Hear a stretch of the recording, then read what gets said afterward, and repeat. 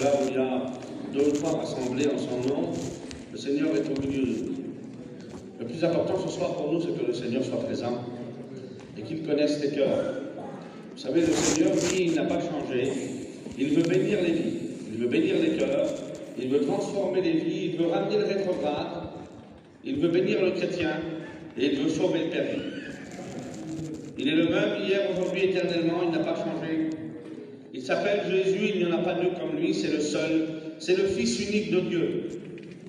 Il est le centre de toute l'Écriture, toute la Bible en témoignage du Fils. La Bible dit que le témoignage des hommes est grand, mais le témoignage de Dieu est plus grand. Et son témoignage consiste à rendre témoignage à son Fils. Et ce soir encore, par la grâce de Dieu qui m'est donnée, je voudrais vous présenter Jésus. Je voudrais l'élever au travers de ma prédication. Nous n'élevons pas des hommes. Nous ne faisons pas le culte des hommes ici. Nous adorons Jésus-Christ. C'est le seul que nous voulons adorer.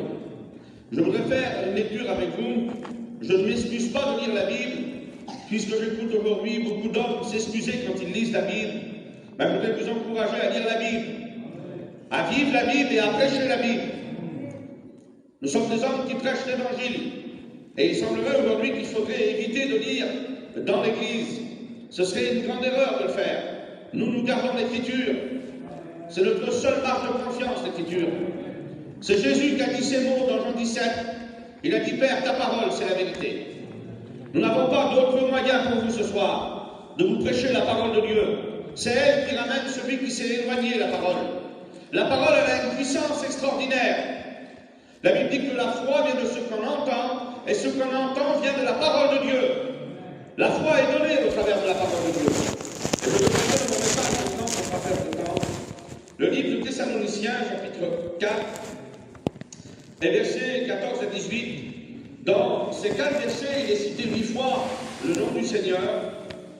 Il dit, en effet, si nous croyons que Jésus est mort et qu'il est ressuscité, nous croyons aussi que Dieu ramènera aussi par Jésus avec lui ceux qui se sont endormis. Voici en effet ce que nous vous déclarons d'après la parole du Seigneur. Nous, les vivants, restés pour l'avènement du Seigneur, nous ne devancerons pas ceux qui sont endormis. Car le Seigneur lui-même a un signal donné à la voix d'un archange, et au son de la trompette de Dieu descendra du ciel, et les morts en Christ ressusciteront premièrement. Ensuite, nous les vivants qui serons restés, nous serons enlevés ensemble avec eux dans les nuées, à la rencontre du Seigneur dans les airs. Et ainsi nous serons toujours avec le Seigneur.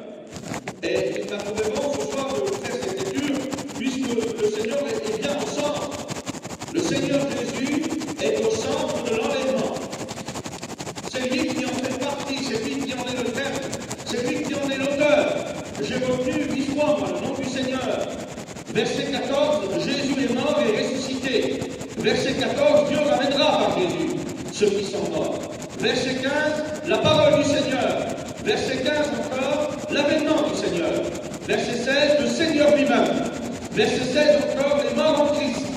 Verset 17, à la rencontre du Seigneur dans les airs. Et verset 17 encore, toujours avec le Seigneur. Il est mentionné 8 fois le Seigneur, avec le Seigneur, pour le Seigneur, dans les airs avec lui. Jésus est le centre de l'enlèvement de l'Église. Il est bien au centre de cette prophétie biblique, de cette vérité biblique surtout. Il est au centre de la Bible. Il est le commencement et la fin. La Bible dit qu'il est le passé, le présent et l'avenir. C'est lui qui va dire sur les disciples d'Emmaüs, en Luc 20, 24 et verset 44, il était ressuscité d'entre les morts parce que Christ est ressuscité, vous le savez. Jésus a vaincu la mort. Aucun homme ne peut vaincre la mort. Aucun homme ne peut la vaincre, la mort. Nous connaissons, nous, dans la Bible, des personnes qui sont mortes. Jésus a prié pour eux, ils sont ressuscités, mais ils sont encore morts. Ils ne sont plus là aujourd'hui. Lui, il est le seul qui est mort, mais qui est ressuscité d'entre les morts pour ne plus jamais mourir.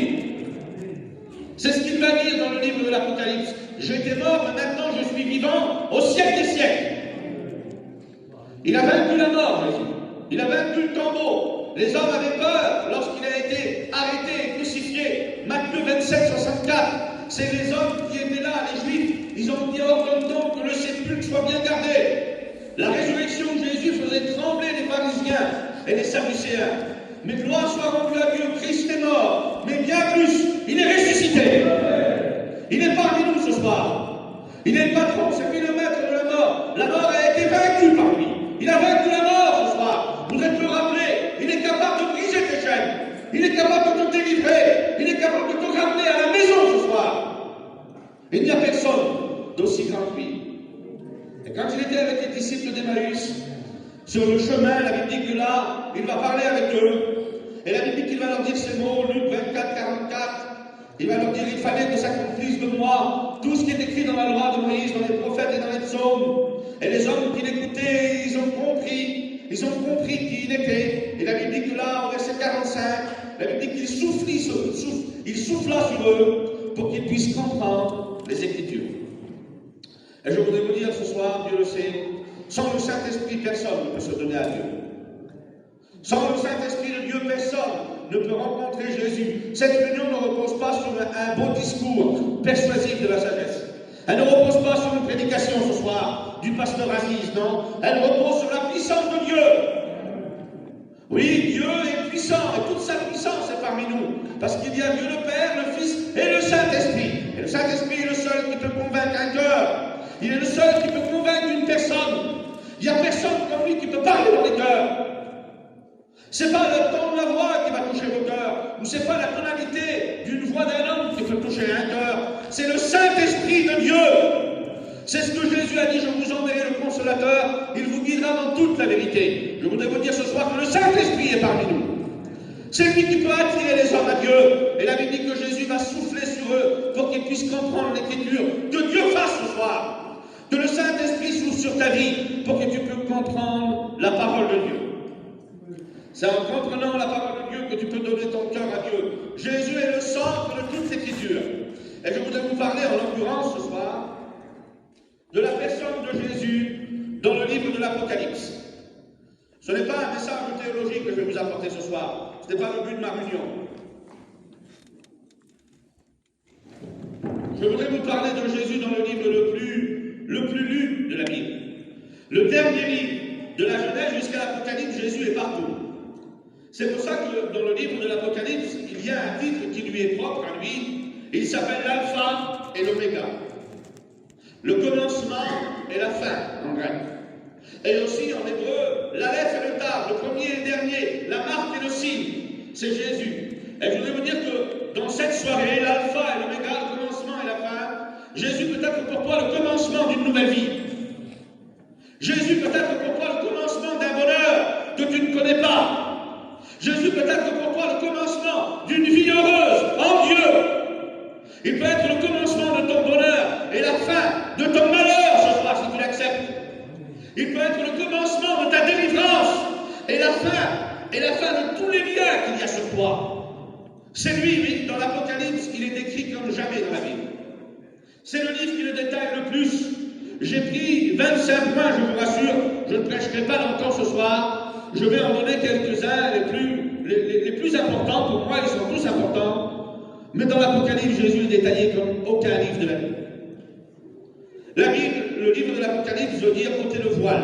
Si on ferme le rideau, vous ne verrez pas ce qu'il y a derrière. Il faut ouvrir le rideau. Ah ben ce soir, on va ouvrir l'Écriture.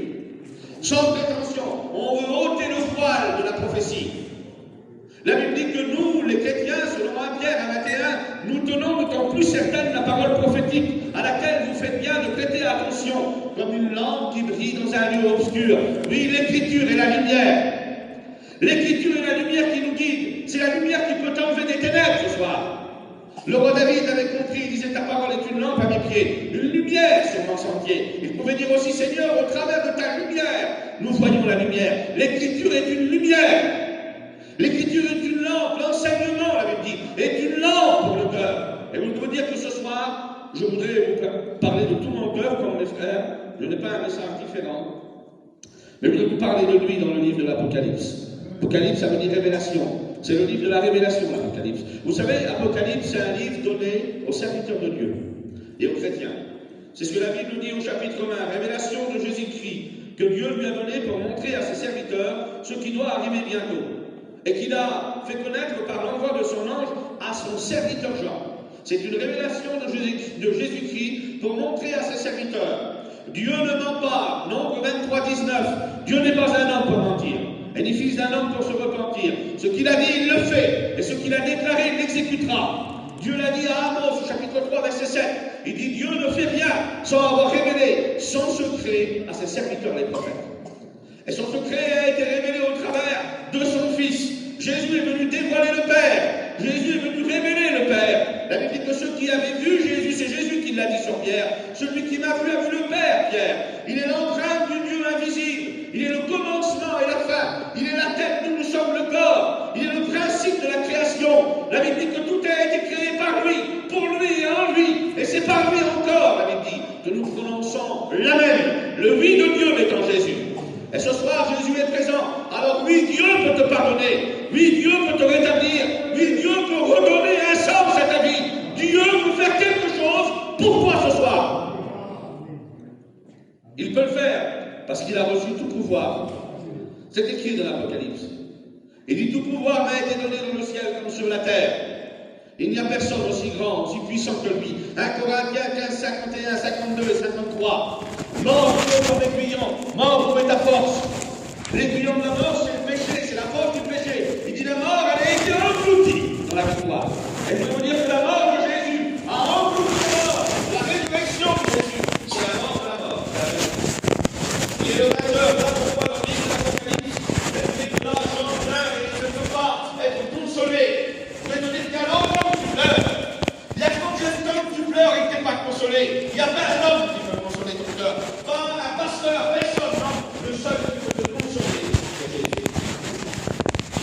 Le petit là, et puis là, il a dit, on ne stop pas.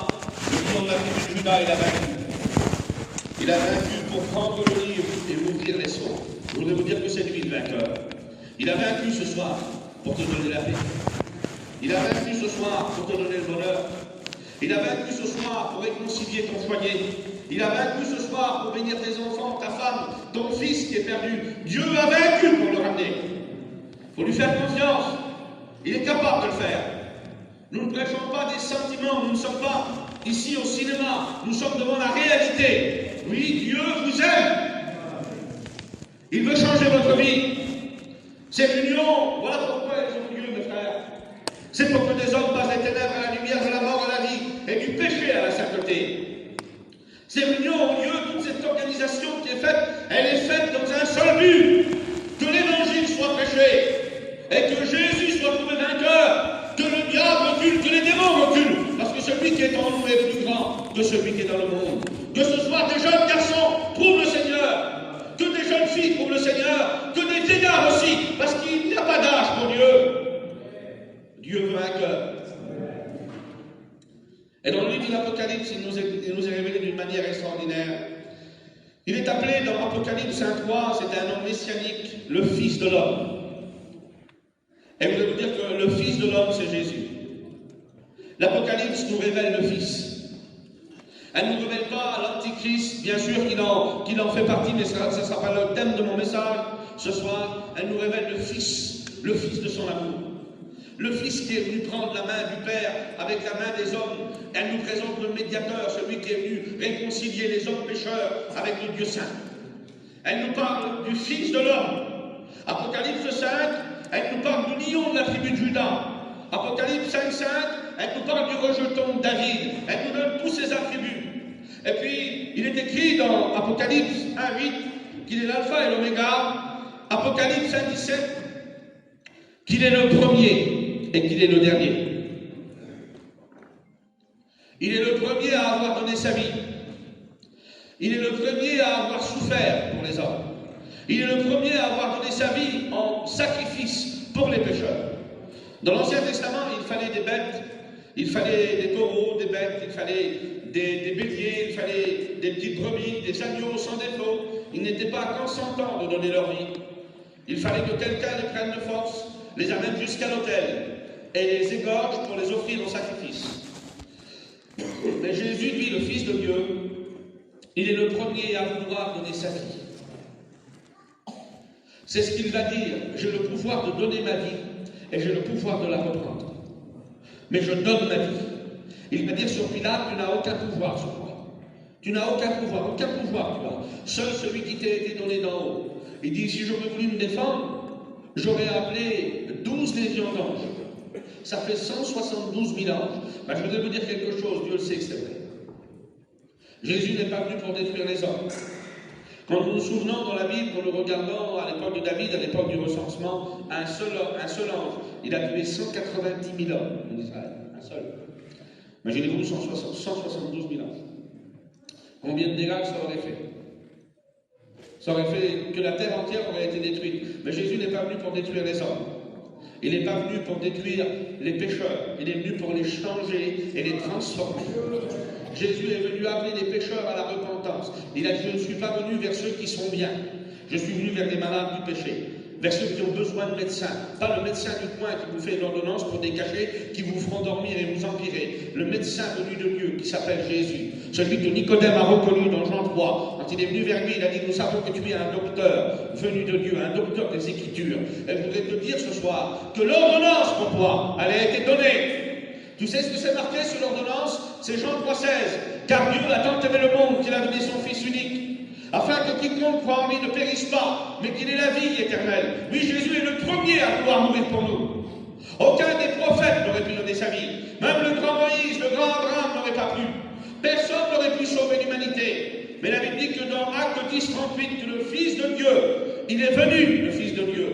Et il est venu rempli du Saint-Esprit. La Bible nous dit ces mots. Vous savez comment Dieu a oint d'esprit et de force Jésus de Nazareth, qui allait de ville en ville, de village en village, délivrant tous ceux qui étaient sous l'emprise du diable. Je voudrais vous dire que si vous n'êtes pas avec Dieu, le diable est celui qui triomphe de vous. Chaque homme est esclave de ce qui triomphe de lui, c'est le péché. Je voudrais te dire ce soir, si tu n'es pas un chrétien, le péché triomphera toujours de toi. Tu seras toujours un esclave. Tu crois être libre, mais ta chaîne elle est longue, et tu crois que tu es libre. Mais en vérité, tu es un esclave. Je veux te dire ce soir que le seul qui peut te rendre libre, il s'appelle Jésus. Et il voudrait libérer ton âme ce soir. Il voudrait te libérer du péché. C'est écrit dans l'Apocalypse. C'est écrit dans l'Apocalypse au chapitre 1, verset 5. À celui qui nous aime et qui nous a délivrés de nos péchés par son sang. Vous voyez, Jésus nous a aimés et il nous a délivrés du péché par son sang. La Bible dit dans 1 Jean 3,8 que le Fils de Dieu est apparu pour détruire les œuvres du diable. Ce soir, je voudrais le dire et devant Dieu que c'est vrai. Le diable est celui qui fait des forteresses. Il renferme les hommes dans des cachots. Il fait d'eux des esclaves. Il les extermine, il les humilie. Il enlève tout. Le diable ne donne rien, ne croyez pas. C'est pas vrai. Quand quelqu'un dit le diable donne d'une mère, reprend d'une autre. Le diable ne donne rien, il prend tout. Pour donner, il faut aimer. Nous connaissons celui qui donne. Il s'appelle Dieu, il s'appelle Jésus, il s'appelle le Saint-Esprit. C'est Dieu qui donne parce qu'il t'aime. Il faut aimer pour donner. Le diable est un chorabeur, c'est un voleur, il prend tout aux hommes. Il a tout pris aux hommes. Un jour, un homme, la Bible dit qu'on l'appelle celui qui est le démon de Gadara, celui qui est possédé par 6000 démons, le plus possédé des plus possédés. Personne n'est plus possédé que lui. Jésus arrive. Et quand Jésus vient, tout est transformé. Il y aurait tellement qu'il vient dans ta vie ce soir. Nous voudrions tellement qu'il arrive, même s'il n'était pas possédé par 6000 démons. La Bible dit que cet homme-là, personne ne pouvait le tenir, personne ne pouvait le garder en vie, impossible. Il brisait les chaînes, il vivait dans les cimetières. Excusez-moi de l'expression, on ne peut pas être plus poli que la Bible. Il était nu, il n'avait même plus de dignité, le diable avait tout pris. Mais un jour, Jésus vient avec 12 hommes, il est dans une barque. Il est de l'autre côté du lac. Le lac, il fait à peu près 12 km 800 de longueur, sur je ne sais plus combien de largeur. Jésus le voit, il ne le voit pas. Jésus dit dans Marc 4, 35, passons de notre bord. Les hommes ne l'auraient pas vu. Moi, je ne l'aurais pas vu aussi. Même vos pasteurs ne l'auraient pas vu. Personne n'a rien vu. Mais pourtant, lui, Jésus t'a vu ce soir. Jésus t'a vu et il vient vers toi. La Bible dit qu'il faut passer de l'autre bord. Quand il arrive de l'autre côté, les 6000 démons qui sont en lui reconnaissent une appellation qu'il a dans l'Apocalypse. Apocalypse 3,7. Il est appelé le Saint et le Véritable. L'Apocalypse nous révèle le Fils de Dieu, celui qui est le commencement, celui qui est le lion de la tribu de Juda et la fin, celui qui est le rejeton de David, le premier et le dernier. Mais elle nous révèle dans l'Apocalypse 3,7 le Saint et le Véritable. Et quand Jésus passe de l'autre bord, les 6000 démons qui sont là tourmentent cet homme. Ils tourmentent les autres aussi, parce que les gens ont peur de s'approcher de lui. La Bible dit qu'à l'approche de Jésus, les 6000 démons vont tomber à genoux. Ils vont crier au secours. Vous le lirez dans la Bible. Et vous savez ce qu'ils vont dire sur lui? Nous te supplions. Nous savons qui tu es. Écoutez, Apocalypse 3,7, il dit qu'il est le saint et le véritable. Eux, ils disent, nous savons qui tu es le saint de Dieu. Ils reconnaissent la sainteté parfaite de Jésus. Ils reconnaissent que Jésus n'est pas un pécheur parmi les pécheurs.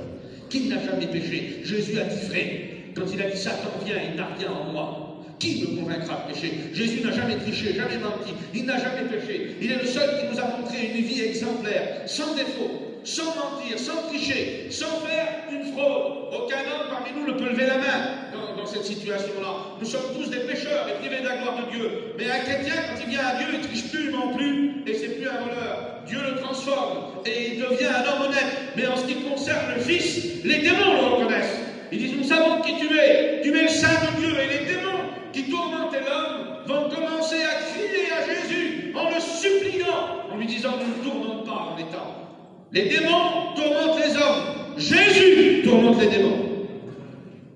Nous voudrions que vous puissiez le rencontrer ce soir. Ce Jésus-là qui est capable de te délivrer, qui est capable de briser tes chaînes, comme il a brisé les chaînes à l'homme de Gadara. Je ne dis pas que tu es possédé ce soir, pas du tout. Mais s'il y aurait un des pires parmi nous, le pire des pécheurs, le plus grand des bandits, il y a une place pour toi à la croix.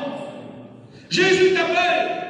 Jésus te dit qu'il t'aime et qu'il veut te sauver. Matthieu 11, 28. Venez à moi, vous tous qui êtes fatigués et chargés, et je vous donnerai du repos. Jésus t'aime ce soir, même si tu es le plus terrible d'ici là.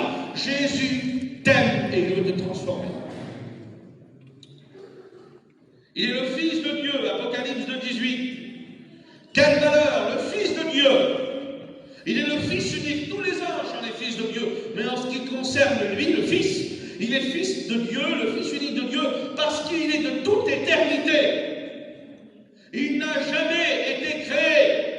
Il est créateur avec Dieu son Père.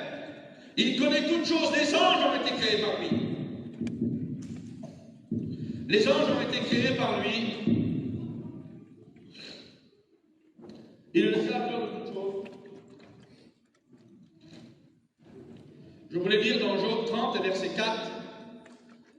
Il est écrit ça. Il dit, qui est monté au ciel et qui en est descendu? Connais-tu le nom de son fils? Le sais-tu?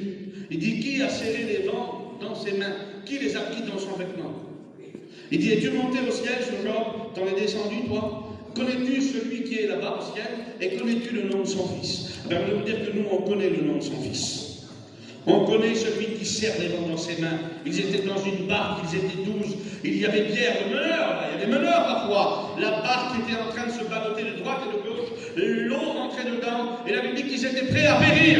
Et là, ils vont réveiller Jésus. Et la Bible dit que quand il se lève, celui qui commande au vent et à la mer, c'est le Fils de Dieu. Il s'appelle Jésus. Il dit, silence et tais-toi. La Bible dit que le vent va s'arrêter et la mer va devenir calme. Ben, je vais te dire ce soir, il peut commencer dans ta vie à dire silence et tais-toi. Le calme de Dieu peut rentrer chez toi ce soir. Qu'est-ce que tu vas faire? Vas-tu l'accepter ou le rejeter? Il veut rentrer dans ta vie, il veut rentrer dans ta barque. Et il y en a qui disent qu'il faut le réveiller. Il ne dort plus, Jésus. Il dormait quand il était sur la terre et qu'il n'était pas mort et ressuscité.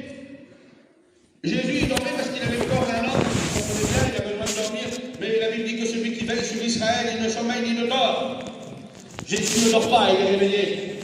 Il a placé quelque chose devant toi. La Bible dit qu'il se tient à la porte de ton cœur et il frappe. Apocalypse 3:21. Je me tiens à la porte et je frappe. Si quelqu'un entend ma voix et qu'il ouvre la porte, j'entrerai chez lui, je soufflerai avec lui et lui avec moi. Voilà ce qu'il veut faire ce soir. Il veut rentrer dans ta maison. Veux-tu le laisser entrer? Laisse-le rentrer ce soir. Laisse-le rentrer chez toi. Ce sera le bonheur. Le Fils de Dieu veut venir chez toi. Apocalypse 1:8, il est le Seigneur Dieu. Apocalypse 11:15, il est le Christ, le Roi. Il est le choisi de Dieu. C'est lui que Dieu a choisi. C'est lui que Dieu a établi. Même les démons l'ont reconnu. Le diable même ne peut pas le renier. La Bible dit dans Colossiens, chapitre 2, versets 14 à 15, qu'il a pris l'acte qui nous condamnait et qui subsistait contre nous. Qu'il l'a pris et qu'il l'a mis à la croix, qu'il l'a cloué à la croix. Il a cloué l'acte qui nous condamnait et qui subsistait contre nous et qu'il a réuni les dominations et les autorités. Et il a été devant eux un triomphe. Il a triomphé d'eux par la croix. À la croix, Jésus a réuni tous les démons qui puissent exister. Il n'y en a pas un qui a manqué à l'appel. Et le prince des démons était là, Satan. Il a été défait à la croix. Vous savez que c'est au nom de Jésus que les malades sont guéris. Vous savez que c'est au nom de Jésus que les démons sont chassés. Il n'y a pas un autre nom que celui-là. Un jour, des fils de Séba ont voulu faire comme Paul. Ils ont voulu chasser les démons. Mais ils ne connaissaient pas Jésus. Et les démons leur ont répondu. Ils ont dit, nous connaissons Jésus. Nous savons qui est Paul, mais vous, on ne vous connaît pas. Mais je voudrais vous dire que dans le royaume des ténèbres, Jésus est connu. Et ils savent que c'est le nom qui est au-dessus de tout nom. C'est ce que l'ange va dire. Il dit, tu lui donneras le nom de Jésus. C'est lui qui sauvera son peuple de ses péchés. Et je voulais vous dire que celui qui peut te sauver, c'est Jésus. Celui qui peut te délivrer, c'est Jésus. Celui qui peut rendre libre, c'est Jésus. Celui qui guérit le malade, c'est Jésus. Celui qui ramène le rétrograde, c'est Jésus encore. Nous n'avons pas d'autre nom à prêcher. Nous n'avons pas d'autres personnes à aimer ce soir. Il est élevé au-dessus de tout. Le plus grand des anges ne peut l'égaler. Le grand Michel, l'armée, qui est le chef de l'armée, le Dieu dans le ciel, imaginez-vous, l'ange, c'est celui-là. C'est un ange extraordinaire. Il ne peut pas égaler Jésus. Gabriel, celui qui est le messager, il ne peut pas égaler Jésus. Il ne peut pas le faire. L'ange de feu, la Bible dit qu'il y a des anges de feu dans la Bible. Ils ne peuvent pas égaler Jésus. Il y a un ange qui rentre dans le soleil dans l'Apocalypse. Le soleil, s'il est 1 millimètre plus près, on brûle. 1 millimètre plus loin, on est dans une boule de glace, on meurt tous. Ah ben, cet ange-là, il ne peut pas égaler Jésus. Apocalypse 14, il y a un ange qui vole. La Bible dit qu'il vole d'un vol rapide. Il a un évangile éternel. Il prêche un évangile à toute la terre. Parce que l'Église n'est plus là. Il ne peut pas égaler Jésus non plus. Il est le seul qui peut sauver les hommes. C'est lui, c'est Jésus.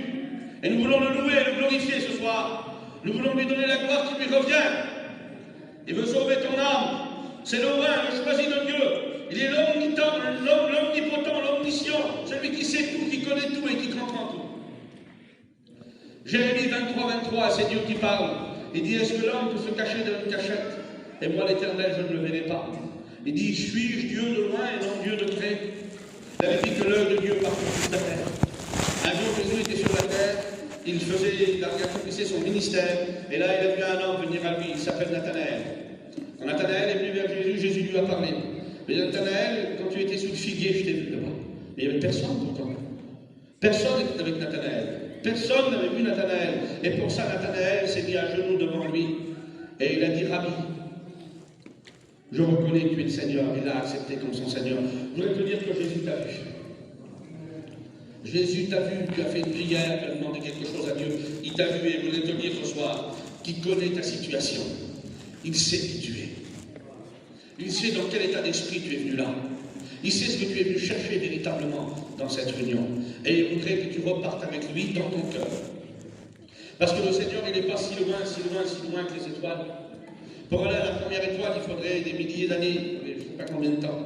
Eh bien, lui, en une seconde, une fraction de seconde, quand un malheureux crie, la Bible dit, l'Éternel l'entend. Il ne fait pas que l'entendre, la Bible dit, et il le délivre de toutes ses détresses. Dieu veut te délivrer de tes détresses, mon frère. Dieu veut te délivrer de tes détresses, parce qu'il est capable de le faire. Il sait tout. Il est le véritable. Quelle beauté, quelque chose de véritable. Quelque chose de véritable. Apocalypse 19, 11. La Bible dit que le ciel s'ouvre. Il y a un cheval blanc qui paraît. Celui qui le monte s'appelle fidèle et véritable. Il y a un nom inscrit sur sa cuisse droite, Seigneur des seigneurs et roi des rois. Son nom, c'est la parole de Dieu, c'est Jésus. La parole de Dieu, c'est lui. Il porte un nom, Jésus, quand il revient. Ça, c'est le retour en gloire. Quand il revient, c'est la parole de Dieu qui revient. Parce que vous imaginez l'importance qu'il a. Mais il est le fidèle et le véritable. Quel ami? Combien d'amis t'ont triché, combien d'amis t'ont laissé tomber? Vous savez, il y a un proverbe du monde qui dit ça, tombe dans la misère et tu compteras tes amis. Ben, je voudrais vous dire que Jésus, c'est l'ami qui est avant tout temps. Et qui, dans le malheur, se montre un frère. Jésus, c'est l'ami que tu as besoin ce soir. Il est le véritable. Quelque chose de véritable, ça a de la valeur. Que vous le voulez ou non, ce qui donne de la valeur à quelque chose, c'est l'authenticité. Ah ben, je veux dire que Jésus, c'est le vrai sauveur. C'est le vrai Messie. C'est le vrai qui est ressuscité d'entre les morts. C'est lui. C'est le vrai vainqueur de la mort. C'est le vrai qui a gagné contre Satan et contre les démons. C'est Jésus le véritable. Et tu as besoin du véritable dans ta vie ce soir. Il est le véritable ami pour toi.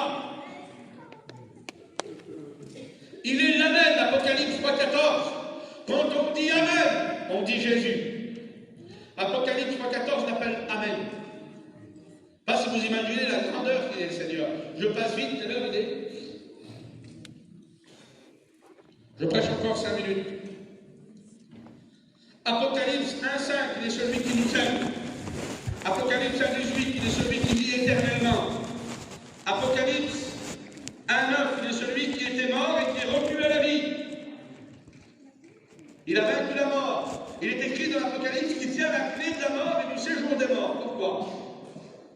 Il dit, si j'ouvre une porte, personne ne peut la fermer. Et si je ferme une porte, Jésus dit, personne ne peut l'ouvrir. Il tient la clé, il dit, je suis celui qui a la clé du séjour des morts, la clé de la mort et du séjour des morts. C'était écrit dans Ésaïe 22. 750 ans avant sa venue. Il est écrit ces mots, Ésaïe 22. Il dit, sur le Messie, je mettrai sur son épaule la clé de David. Et quand il ouvrira, personne ne pourra fermer. Et quand il fermera, personne ne pourra ouvrir également. Je voulais vous dire que Jésus, c'est celui qui détient la clé messianique.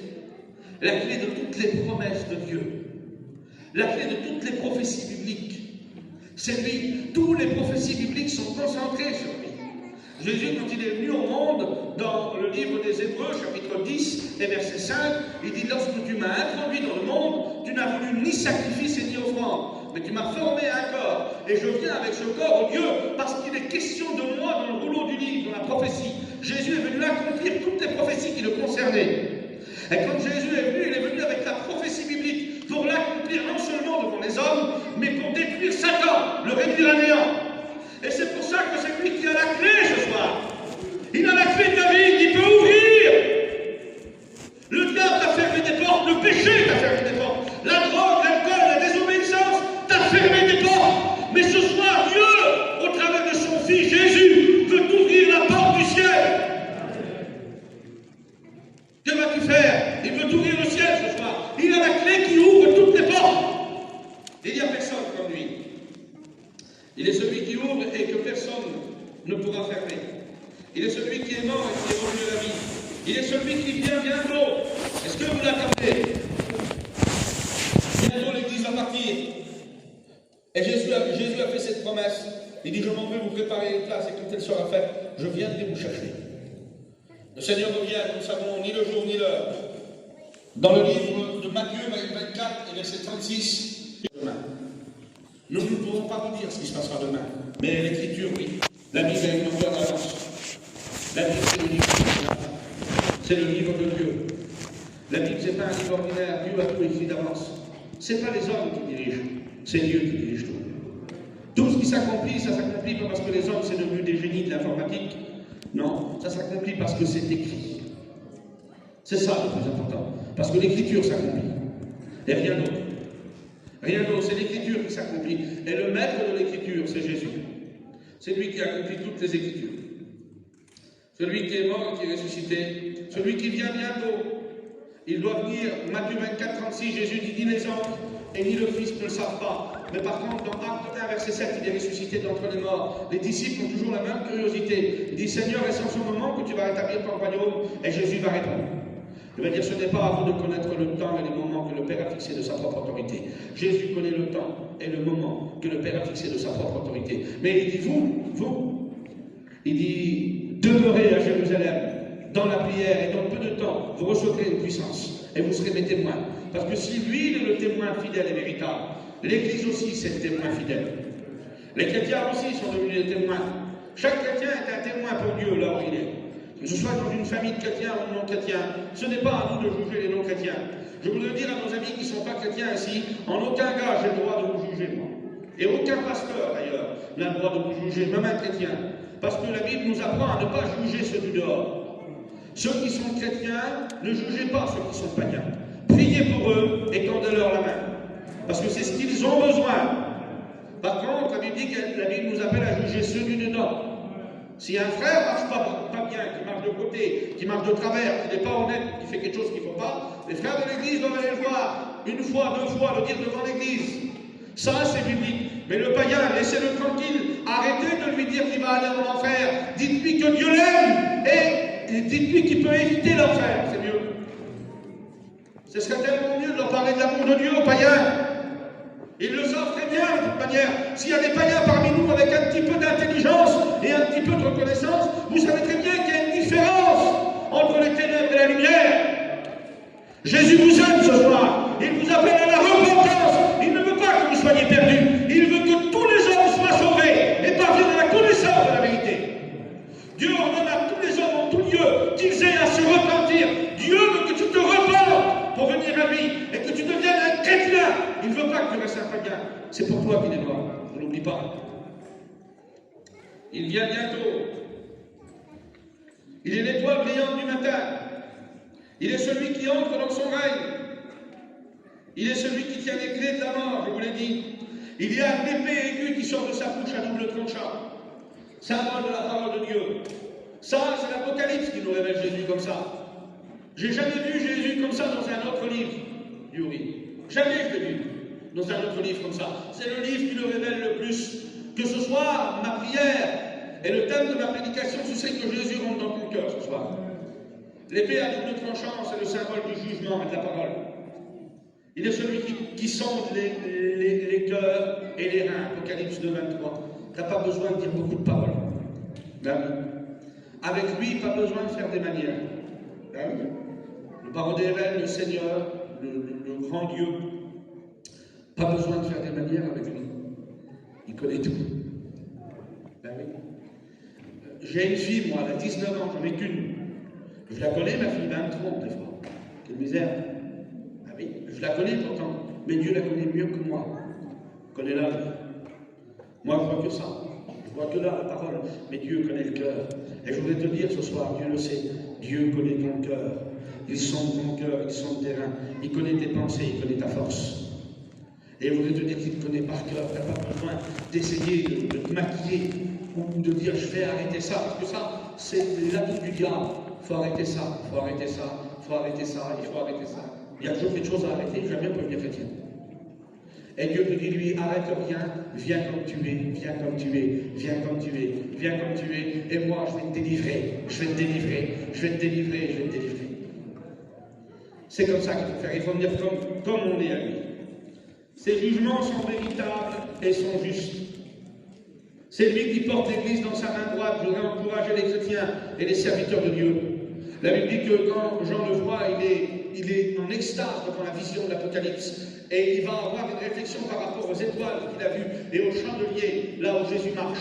Et le Seigneur va dire, les 7 étoiles que tu as vues dans ma main droite sont les serviteurs. Les serviteurs de Dieu, les chrétiens, l'Église est dans ses mains.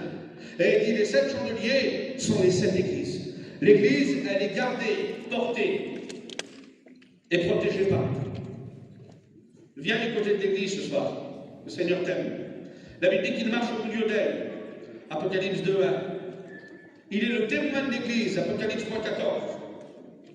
Et le prince des rois de la terre. Apocalypse 17, 14. Je voudrais terminer sur cette note. Il est son témoin. Écoutez, s'il n'y a pas de témoin, tu ne rentres pas en ciel. Il est le témoin fidèle et véritable. C'est lui qui atteste par son sang la validité de notre salut. Quand il parle à une église dans l'Apocalypse, la Bible dit qu'au vainqueur, c'est Jésus qui dit ça. Je n'effacerai pas son nom de mon livre, parce que Dieu a un livre où tous les hommes sont inscrits. Et celui qui n'accepte pas, un jour, il sera effacé. Et quand il va être effacé devant la multitude de tous les perdus qui sont là, au grand trône blanc. Je voudrais qu'aucun d'entre vous n'aille au grand trône blanc. Je voudrais qu'aucun de ceux que je connais, même ceux que je ne connais pas, qui ne sont pas de ma famille, je voudrais qu'aucune personne n'aille au grand trône blanc. Mais malheureusement, des hommes vont y aller. C'est un jour terrible. C'est un jour d'horreur. C'est le trône du jugement de Dieu. Là, il y a Dieu, il y a son Fils, il y a le Saint-Esprit, et l'Église est avec lui. Parce que la Bible dit que Jésus va dire, c'est mon vainqueur, il sera assis avec moi sur mon trône, comme moi j'ai vaincu, et je me suis assis avec mon Père sur son trône. Et les chrétiens seront avec lui. Et là, des multitudes, des milliers de personnes seront là. La Bible dit, des livres seront ouverts, et un livre en particulier sera ouvert, le livre de la vie. Et tous ceux qui ne seront pas passés par la croix et accepter Jésus devront passer par ce jugement terrible. Un jugement terrible attend tous les hommes. Et ce soir, ce jugement peut être épargné.